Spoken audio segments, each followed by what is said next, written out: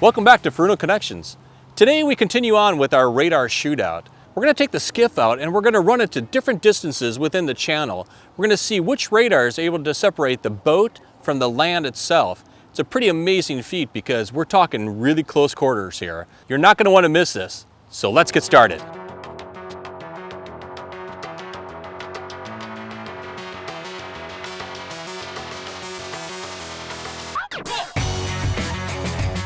This test right now is a close-in radar performance test.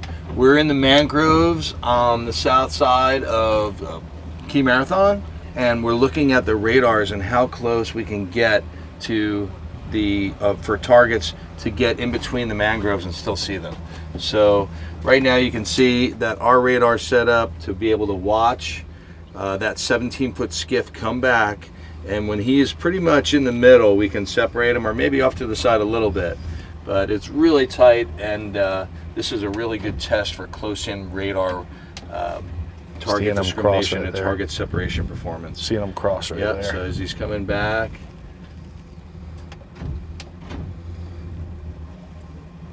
Pretty tough challenge for these dome radars.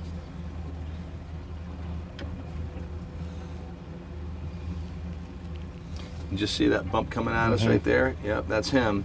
But he's blended in with the mangroves on the left side.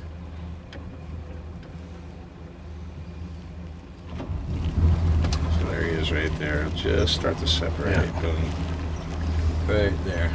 See that? Okay. All right, so now he's got good separation.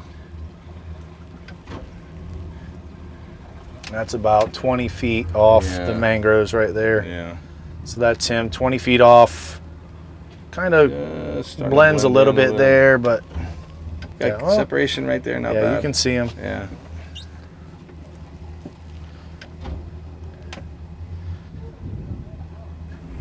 So here you'll see we'll be able to separate that skiff as he gets closer towards the middle.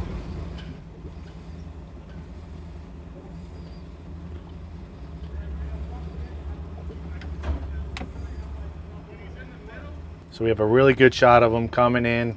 He's about 30 feet this time off the mangroves. Coming in so you can clearly see him.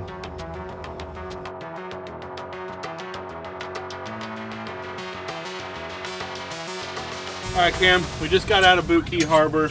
Where it looks like we're in some kind of creek or channel. Where are we? Yeah, we call this Sisters Creek, and it cuts from Boot Key Harbor back onto the Atlantic Ocean side of the island. So it's a little creek we take to get through. All right, awesome. So what we want to do here at the radar test is we want to see how well defined the edges of the creek would be. You know, if we saw some boats in the creek, how well we could pick them up with, you know, some heavy, dense targets on either side of us. We're going to zoom in on the screen. We're going to show you what we're seeing right now. So what we're seeing is we are seeing the left side of the creek here, and we're starting to pick up the right side of the creek here. But one thing we've got to point out is that this main bang area here, this blind spot in the radar, you know, is really evident now that we're up against these mangroves, you know, up here on the right-hand side. You know, that's going to be a blind spot in your radar, and it looks to be about 1/32 of a mile. It's about 165 feet.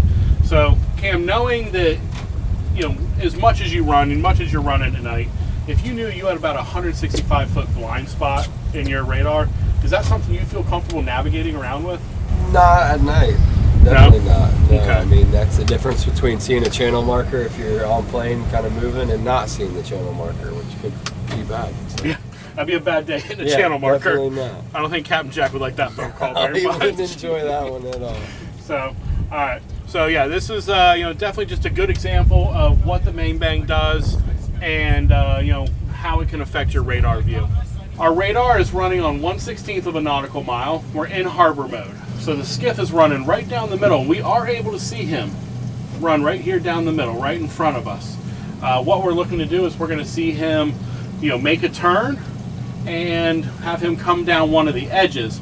And what we're looking to see is if we get that target separation between the edge of the mangroves and the skiff. He's going to make that turn soon, and we're going to be able to see what happens here, what the skiff does, if we're going to be able to see him clearly or if he's going to look like he's blended into the mangroves. So right now, he's in front of us, and he is blended into this side of the mangroves. So he's spinning around right now. We can see him. right here for a second. He gets blended back into the left side of the mangroves now. And now he's coming right at us. So we're going to be able to see, we can see him, he's blended in on this left side of the mangroves, but we can see that there's an object moving in front of us. Once he gets a little closer, you know, out here in the open, I think we're going to be able to see him as a full target on his own. So, you know, System C is giving us some target separation in these close quarters, but, you know, like we've been seeing all day, you know, up close, System C's just been, you know, lacking a little bit. So he's going to come right up next to us, and once he gets in this main bang area here, this little blind spot on our radar, I think we're going to lose him. You know, we're going to see, he's going to keep coming up here on us right now. So, you know, if we want to zoom out just a little bit, we can see the skiff coming right here off of our bow. And here he is. He's in that main bang zone right now. I can no longer see that skiff. He's right next to the boat, and he's in this main bang. There, he's gone. He's in a blind spot on my radar right now. All right, so for the second part of this test, you know, we had the skiff running right down the middle of the creek. What we're going to do is we're going to have him run one of the edges. You know, if you have two boats approaching, you know, one's going to take one side, one's going to take the other. We're going to see if we can see the skiff once he gets to the edge of the mangroves on our radar here. So here he is off of our right side. We're just starting to pick him up out of that main bang area, and he's going to run right up against those right side of those mangroves, and we're going to see if we can see him there. So we're pouring dead middle of this creek here. You know, we can see the skiff is right up against the mangroves, and unfortunately on System C, we're just not seeing him. You know, maybe we might see him in a pocket. We might see one of these little red notches starting to move, but he's completely blended into those mangroves. Now, when he cuts across and comes back up this left side of the mangroves, we very well may see him cut across there, but that's just going to be for real quick. Yep, there we go. There we can see him. He comes out of the mangroves. He's coming across, but the entire time he's blended in with something. We're just not getting that up-close target separation on this 1/16 of a mile.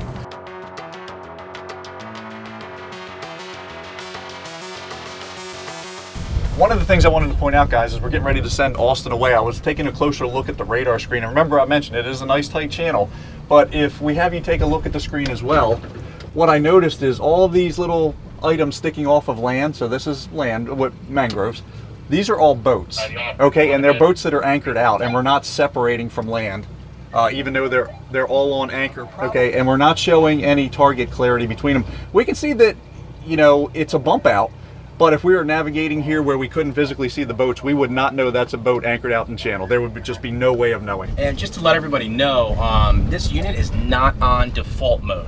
So this is customized to perform at its optimal level. So we put it in harbor mode, yes, right? We did. Okay, yes, yeah, it's a nice tight channel, so that's definitely where we want it. Yep. Captain Mike took us to an area that's probably 200 feet wide. I mean, it is really narrow back here. And what we do still have is Austin running around in a 17-foot skiff. So what we want to do is show you how we see him in the middle of the channel. So we have Austin right here in the middle of the channel. Like I said, that's a 17-foot skiff. So Matt, let's let's just follow Austin around as he heads around the boat. Yeah, he's dead right bow forward and on our port side. Okay, so that's him right there. The boat. Yeah, so obviously. Now we just lost him passing us, and that's okay. Let's see what happens when he comes back to the stern of the boat. All right, so he is crossing behind the boat right now. See if we see any movement coming out past the back of the boat. Okay, there he is. We can see him right there. Okay, back out to the center of the channel. Now we're just going to have him make one more loop just so you can see, as you know, how when he gets close to land, if he fades away from our viewability on the screen, or if he remains a constant target. Now you see how big he is when he's in the middle of the channel. In the middle of the channel. Great target. Yeah, it is. And now he's starting to blend with the mangroves.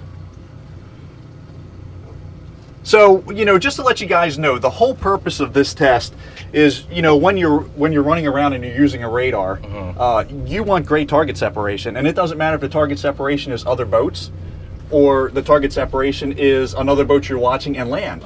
You want that target separation. You want good target resolution, because it's extremely important. If you're cruising along a channel that happens to be near land and there's a boat in that channel, you don't want that boat blending in with the land.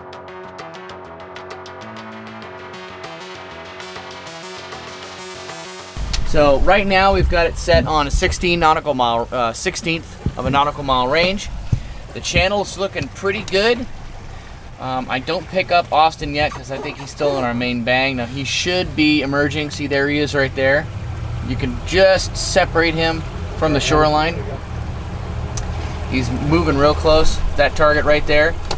So we can pick him up. There he's separate from the tree line, but he's still kind of blending in a little bit, a little more than I'd like. Now let's see what happens when he crosses the channel, because he's going to come off of here. And he should come across the channel, and we should be able to see him at least at that point. He's already crossed. That's him right there. Yeah. So that's him, and now he's coming down. He's coming down this side of the channel now. He's going to come up on our port side here real quick. So I can still make him out, although he's not really separating from the tree line. I don't get that line separates him from the trees. If you were out using this, Manny, and if it was dark and foggy and I see that, I wouldn't be able to know it was a boat. You wouldn't know it was him. Okay. That's kind of a bummer. I was really hoping for better resolution because we've had good luck with this pretty much all day. So you can see him over here coming down. Now he's going to see him start pulling away from the shoreline, and now he's starting to separate. There's his target as he's coming at us.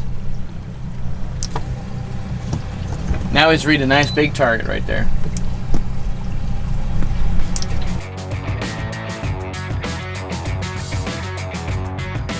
Now that you've seen the dome radars, we want to show you the difference you will see with an open array radar with 200 watts of power and a 1.9 degree beam width. Here you can see a marker just a few feet away from the bow of the boat and it clearly displaying it on the radar. You can also clearly see the small boat coming at us here on the screen, with 2 markers on the right and a jetty on the left. Notice the target separation between the boat and the jetty. This is due to the higher power output and the smaller beam width. As the radar antenna increases in size, you will get a better target resolution, which makes your radar picture clearer. Again, take a look at how close this marker is to the boat, and it clearly shows up on the radar and tracks it in real time.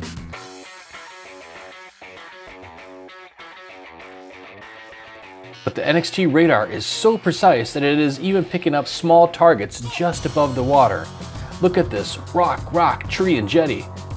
Simply incredible. Well, that was a pretty cool test, wasn't it? It was so amazing to see just how difficult it was for some of the systems to be able to separate the boat from the mangroves themselves.